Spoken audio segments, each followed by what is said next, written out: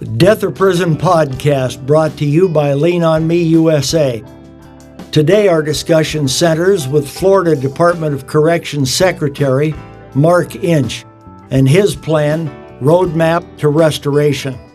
Hello and welcome to the Death or Prison podcast brought to you by leanonmeusa.org. I am Johnny Branham. To my right, Mr. Elmo Golden. To my left, the Florida Department of Corrections Secretary, Mr. Mark Inch. And before we get into the interview, Mr. Inch, I just want to go briefly over a little bit of your background. You were, prior to coming to the Florida Department of Corrections, a retired Major General in the U.S. Army, underneath my old alma mater as well, the U.S. Army. And you served 35 years as a police officer also in the military. And now you're over the Florida Department of Corrections, leading in a way that is going towards restoration, a roadmap to restoration, if you will. Introduce yourself to the listeners in our audience. Well, thank you, Johnny. First, it's wonderful to be here. Thank you for the invitation and the opportunity to speak with you, and the opportunity to speak through you to all those that listen to your podcast. I'm one of them, actually. So I've been here now for 2 years in Florida. I do have a Florida license, so I'm official. And though I spent much of my life, traveling from post to post and operation to operation in my military life, but I grew up in a town called Wheaton, Illinois, which is about 25 miles west of Chicago. My father was a theology professor at Wheaton College, and that happens to also be the college that I attended and did ROTC at. My undergraduate degree is biblical archaeology. So I bring that perspective. And actually, in my younger years, my intent had been to become a chaplain in the military. But I found that as a line officer, I think I had greater opportunity to have a positive impact. And so my personal covenant with the Lord was, as long as you keep me a line officer with opportunities to lead, I will continue to do that. I did not think that would be 35 years, nor the opportunity briefly to lead the Federal Bureau of Prisons. And then, of course, when Governor DeSantis assumed the governorship, he invited me down to be the secretary. And it's been a fast 2 years. Mm-hmm. I'd like to say something real quick. Just by me reading the information that Johnny has just read, I was totally impressed by it. Of course, the listeners know that I've been incarcerated 2 times, 2 different occasions, and I've probably been in about 10 camps. And during that time, I've seen a lot of secretaries come in and out, but no one has ever impressed me more than you with the not only the background that you have, but with the way that you're approaching rehabilitation, the transition. Can you tell us a little bit more about that? Certainly.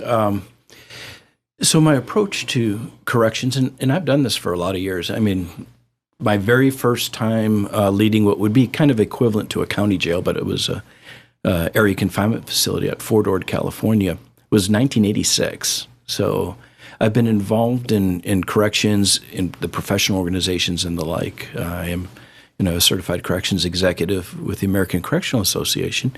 But the basic model that I've used for many years, frankly, it's a biblical model from the book of Micah. Mm-hmm. And what doth the Lord require of us is but to do justly, to love mercy, and walk humbly with our God. And, that's not a bad approach to viewing corrections. I mean, they're absolutely within public safety and the applications of the rule of law in our state, an aspect of justice. And I've heard you gentlemen talk about that, that you haven't quibbled on why you're in the Florida Department of Corrections, which I have to say that first time I listened, I didn't know you guys had been in the Florida Department of Corrections. I just was introduced to your podcast. But the aspect of justice, if you go to a textbook on corrections, they'll talk about retribution, which is the punishment, which is a deprivation of liberty. You know, you're not supposed to punish in prison. Punishment is the prison, and it's falls on the laws of the state, the sentencing structure of the state, and the like. And of course, people can discuss what is just in that, and should. But that's the aspect of retribution. Incapacitation on the justice side is there shouldn't continue to be criminal activity while incarcerated. There shouldn't. They shouldn't be, right. No one should get victimized, be it inmate on inmate, be it inmate on staff, be it inmate to the public. You know, we should have the capability. We strive every day to address those who wish to continue criminal behavior while incarcerated. Then you read in the textbooks, of course, the deterrence aspect.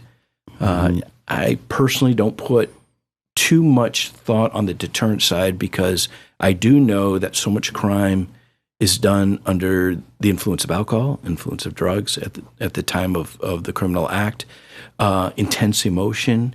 Very aware of the studies that show the impact of trauma in one's life then manifesting itself in poor decision making. And so the deterrent aspect, okay, I recognize it. It's there. So if retribution is dealing with past crime, if incapacitation is dealing with the future, deterrence is supposed to address future crime. Okay, so that's on the justice side. The mercy side, an expression of mercy of society, should be on rehabilitation, is what you'll read in the textbooks.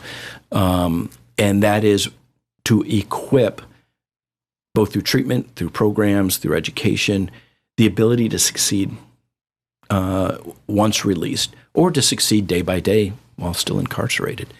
And that's a time-honored aspect of corrections, that's why we use that term, is really the focus on rehabilitation.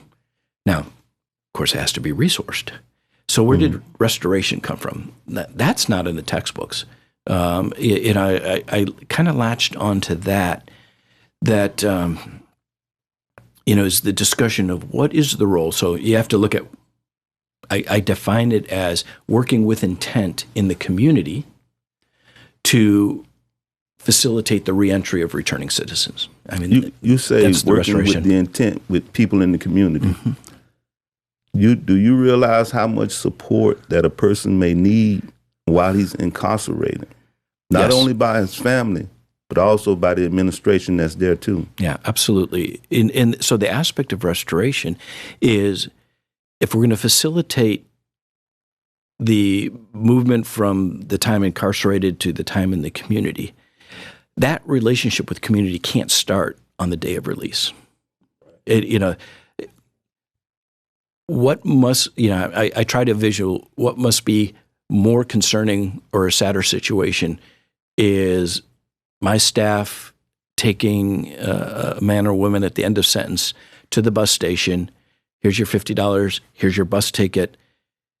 I'll stand here until the bus leaves, but that's all I'm allowed to do. Because, in our case, 2/3 of the men and women that are released from our system do not have follow-on supervision. If there's follow-on supervision, then my staff in community corrections can provide some of that re-engagement into the community. But for 2/3 of the men and women, there is not a relationship. It is the community that has the responsibility. And so that relationship can't start right at release. I want the relationship to start while still incarcerated. In Florida, we have a great tradition of volunteerism in Florida. In years past, very significant numbers. Those numbers decreased, and then COVID hit. And so we're working right now very actively to reach back out to the faith-based community, to secular organizations, to those who have a passion in the future of the men and women who are incarcerated in our system. To me, the best scenario is if a family situation is such that upon release, family is there. To me, that's the best. But we know there's times family won't be there. For whatever the reason is, family won't be there. So if family won't be there, then there needs to be something from the community.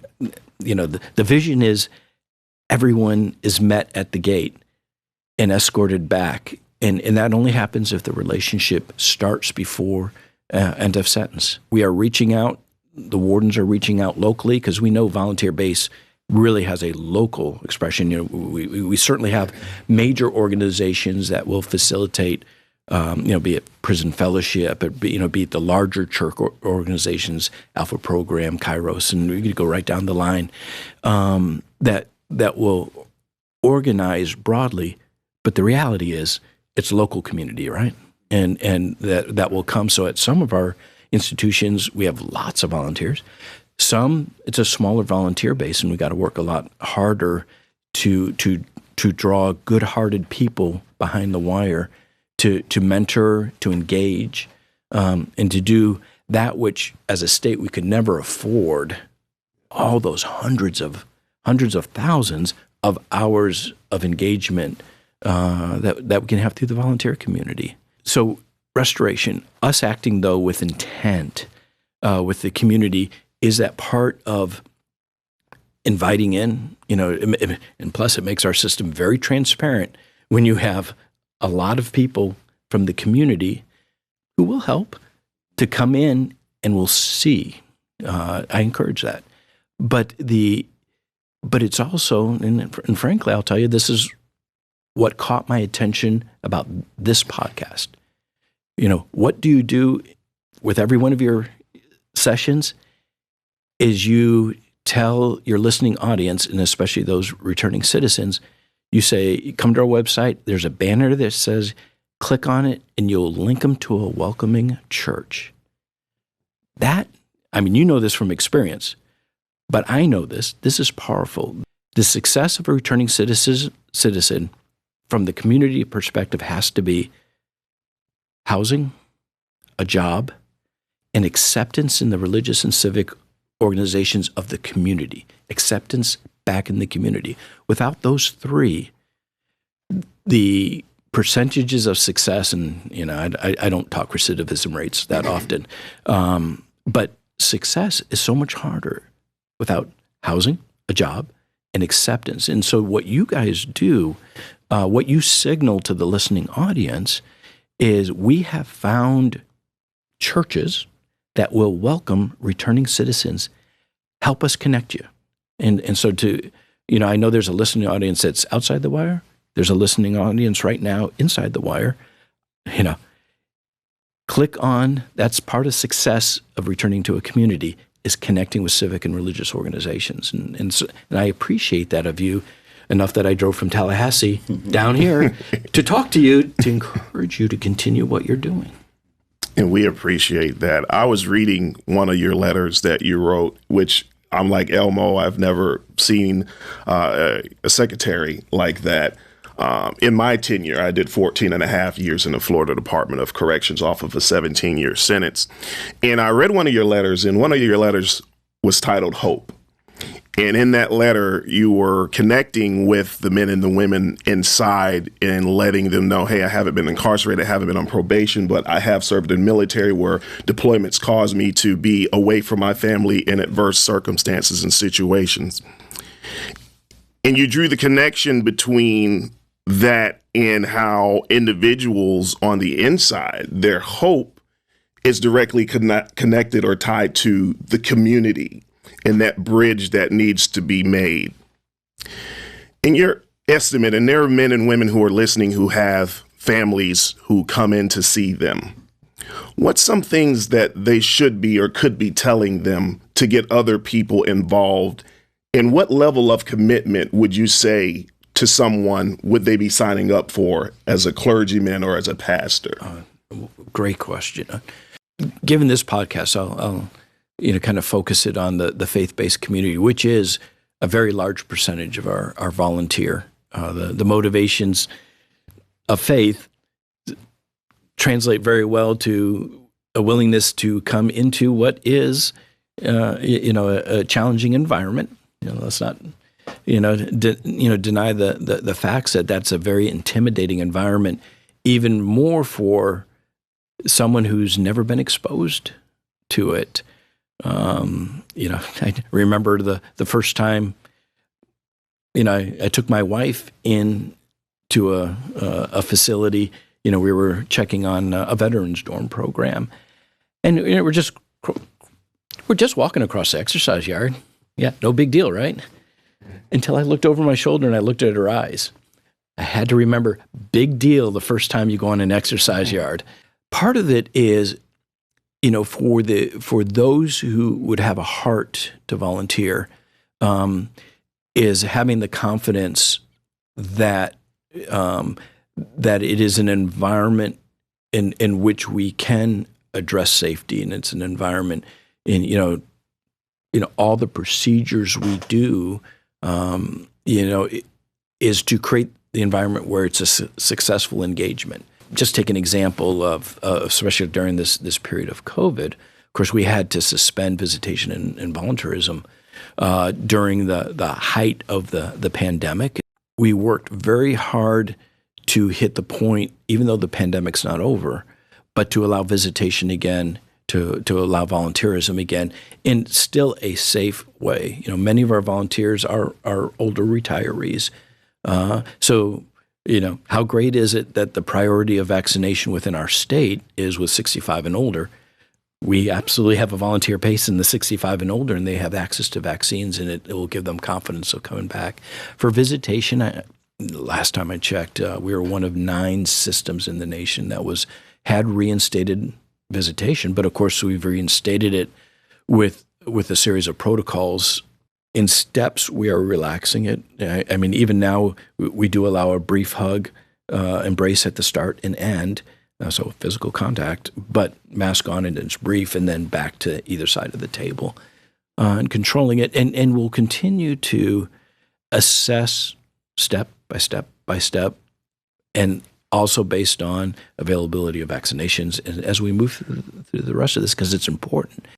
Just like it's been hard across our state, across the nation, of school closures, civic organizations not meeting, churches not meeting, and all that. I mean, we are social creatures, and it has an impact, and it has an impact in a correctional system as well. It was a very hard decision to say, but we made it very quickly to protect staff in our incarcerated population of suspending visitation, suspending volunteerism, because it has a real impact. Last year, around the holiday season, there was a letter you wrote about peace and goodwill. It was a very interesting letter. Can you tell me a little bit about that? What made you write it? Well, so that was actually the first letter in video. I hate doing videos, but my comms team makes me do them. Is the first letter I wrote to staff, volunteers, and inmates together. When I first came here, my first year, every Friday I wrote to staff, and it was really just laying down the foundations of the corrections profession, so we have a common understanding, common expectation. But it's in the second year is when I started doing letters also to the incarcerated population, and I know you've looked at them, and I'm trying to make each one a positive statement of a positive act, positive action. So after the end of the second year, here we hit the holiday season. Frankly, I was really tired. COVID's been a tough year for everybody, hasn't it? And I just wasn't feeling the Christmas and the holiday season. And I recognize a lot of people weren't feeling it either. And staff, clearly incarceration, we all know holiday periods are exceptionally difficult. So that kind of led to the central theme of that letter of really how we choose to treat each other. How do we focus on relationship? Be it your bunkie, be it, with family, be it all that. In the letter, of course, I, highlighted, the Peanuts Christmas story, and the true meaning of Christmas as reported by Linus, and